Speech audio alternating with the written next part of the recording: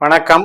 அன்பார்ந்த சுபிக்ஷா டிவி நேயர்களுக்கு உங்கள் ஜோதிடர் ஜேஎம்எஸ் சந்திரமௌலியின் பதிவு. இந்த பதிவில் துலா லக்னத்திற்கு ஜூன் 8ஆம் தேதியிலிருந்து 30ஆம் தேதி வரைக்கும் உள்ள 23 நாட்களுக்கான பலன்களை பார்ப்போம்.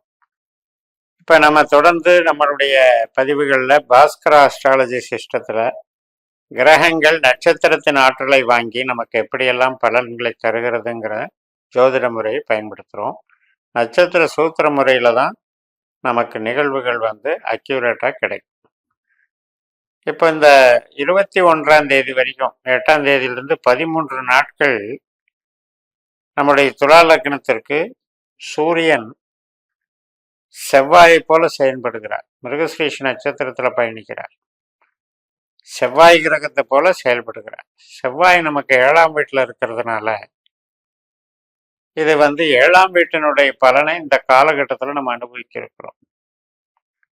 கணவன் மனைவி உறவு பலப்படுதல், திருமண பந்தங்கள் புதிதாக முயற்சி செய்பவர்களுக்கு அமைதல் மற்றும் 2வது குழந்தை சம்பந்தப்பட்ட ஒரு அந்யோன்யமான விஷயங்கள், அந்த 2வது குழந்தைக்கு ஏற்படக்கூடிய ஒரு நல்ல மதிப்பு மரியாதை கௌரவங்கள் மற்றும் நமக்கு புதிய வெற்றிகள் அந்த 13 நாட்களில் இதையெல்லாம் செய்ய போகுது.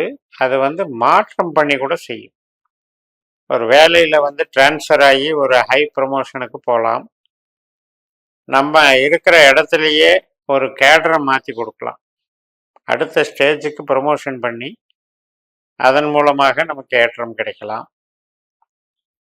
தொழில் செய்கிறவங்க புது ஏரியாவை கவர் பண்ணுறது, புது ஃபீல்டை கவர் பண்ணுறது, இது மாதிரி சொந்த தொழில் செய்கிறவங்களுக்கு அந்த மாற்றங்கள் நிகழும். அரசியல் வாழ்க்கை பொது வாழ்க்கையில் இருக்கவங்களுக்கும் கூட சில மாற்றங்கள் வளர்ச்சி கொடுக்கும். ஆன்மீக துறையில் இருக்கவங்களுக்கு போதனா மார்க்கம் என்று சொல்லக்கூடிய இன்ஸ்டிடியூஷனில் சொல்லி கொடுக்குறவங்க, ப்ரொஃபஸர், ஆராய்ச்சி கூடத்தில் பணிபுரிகிறவர்கள், ஆராய்ச்சி படிப்பு படிக்கிறவங்க, இவங்களுக்கெல்லாம் கூட ஒரு ப்ளஸ் பாயிண்டாக இது வேலை செய்யும். அப்போ செவ்வாயினுடைய பலத்தையும் சூரியனுடைய பலத்தையும் நல்லா அடையக்கூடிய ஒரு நல்ல டைம் தான் இது. இப்போ இந்த காலகட்டத்தில் தசாபுத்தியில் நமக்கு சூரியனுடைய தசாபுத்தி அந்தரம் அல்லது செவ்வாயினுடைய திசாபுத்தி அந்தரம் நடக்கும்போதும் நமக்கு இந்த நான் சொன்ன பலன்கள் அக்யூரேட்டாக நடக்கும். இப்போ நமக்கு குரு திசை நடந்துட்டு இருக்குன்னு வைங்க. இப்போ குரு 8ல் இருக்காரு, அட்டமத்தில் இருக்காரு. அப்போ கோச்சாரத்தில் குரு ஃபுல்லாகவே நம்மளுக்கு மைனஸாகவே வேலை செய்வார்னு நம்ம நினைக்க வேண்டியதில்லை. குரு இப்போ சூரியனுடைய நட்சத்திரத்தில் கார்த்திகையில் போயிட்டு இருக்கிறவர் ரோஹிணி நட்சத்திரத்துக்கு 12ஆம் தேதி மாறுறார். ஜூன் 12ஆம் தேதி சூரிய நட்சத்திரத்திலிருந்து சந்திர நட்சத்திரத்துக்கு மாறுறார். அப்போ இது வரைக்கும் நமக்கு கொஞ்சம் ஸ்ட்ரெஸ்ஸை கொடுத்துக்கிட்டு இருந்தவர், அதிகமான அலைச்சலை கொடுத்துட்டு இருந்தவர், பாதகத்தன்மையை வச்சுட்டு இருந்தவர், இப்போ சந்திரன் மாதிரி வேலை செய்யறதுனால குரு சந்திர யோகமாக அது வேலை செய்யும்.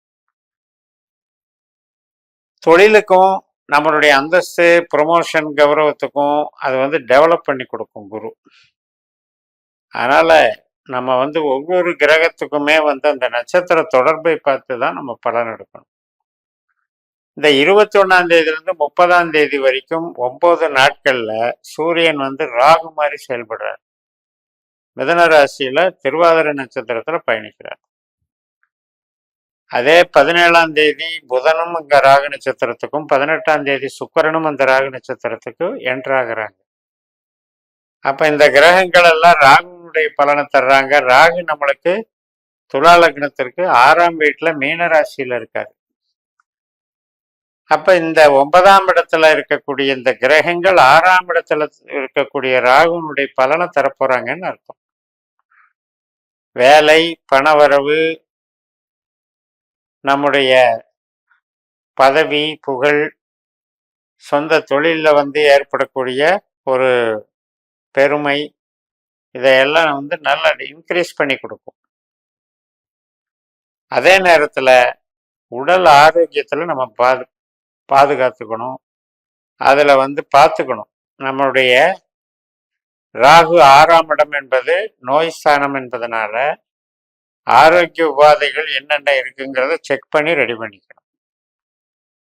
அந்த 6ஆம் இடம் என்பது நமக்கு அடிவயிற்று ஸ்தானம், குருனுடைய வீடு, நீர் ராசியில் இருக்கு. ராகு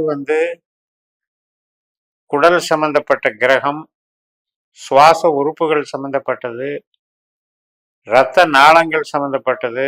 இதில் எல்லாம் சில உபாதைகளை கொடுப்பார். அப்ப நம்ம உணவு பழக்க வழக்கங்கள்ல சாத்வீகமான உணவு எடுத்துக்கணும். ஃபாஸ்ட் ஃபுட்டு, ரொம்ப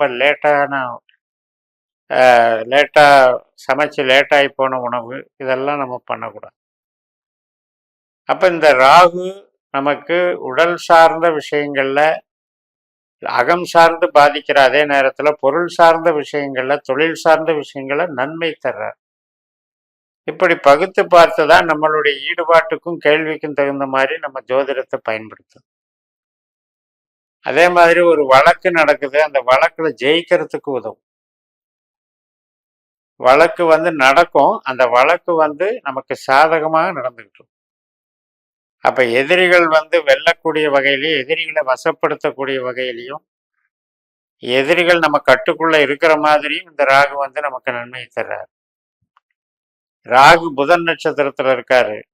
புதன் நமக்கு பாக்கியஸ்தானத்துல தன்னுடைய சொந்த வீட்டுல ராகு நட்சத்திரத்துல பரிவர்த்தனை வாங்கியிருக்காங்க. அதனால கடன் சம்பந்தப்பட்ட தொல்லைகள் இருக்கவங்களுக்கு கூட இப்ப கொஞ்சம் ரிலீஃப் கிடைக்கும். அதுல இருந்து கொஞ்சம் வேறொரு பக்கம் ஒரு திடீர் பண வரவு அதை அடைபடக்கூடிய ஒரு கணக்கு வரும். அதே மாதிரி நமக்கு வெளிநாடு தொடர்புடைய வேலைகள் சார்ந்து நன்மைகள் நடக்கும். வெளிநாட்டுல கல்வி படிக்க போய் அப்படியே வேலை வாங்கிறது, இது மாதிரியான ஒரு ஆதாயங்கள் கிடைக்கும். பெண்களுக்கும் இது இந்த அமைப்புல வேலை பார்க்குற பெண்களுக்கு நிறைய பெனிஃபிட்ஸ் கிடைக்கும்.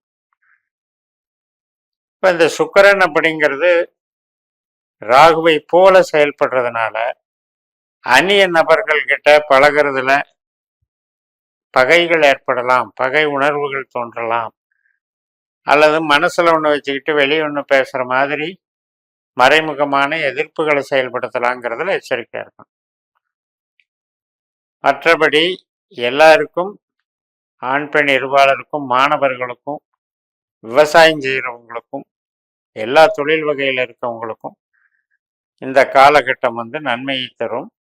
அதில் செவ்வாயினுடைய பங்களிப்பும் ராகுனுடைய பங்களிப்பும் நமக்கு சாதகமாக இருக்கிறது என்று கூறி நிறைவு செய்கிறேன். இந்த சேனலை சப்ஸ்கிரைப் பண்ணி ஷேர் பண்ணுங்க. உங்கள் தனிப்பட்ட ஜாதக பலாபலன்களை என்னுடைய வாட்ஸ்அப் நம்பரில் தொடர்பு கொண்டு பலன் பெறுங்கள். உங்களிடமிருந்து விடைபெறுகிறேன். உங்கள் JMS. நன்றி, வணக்கம்.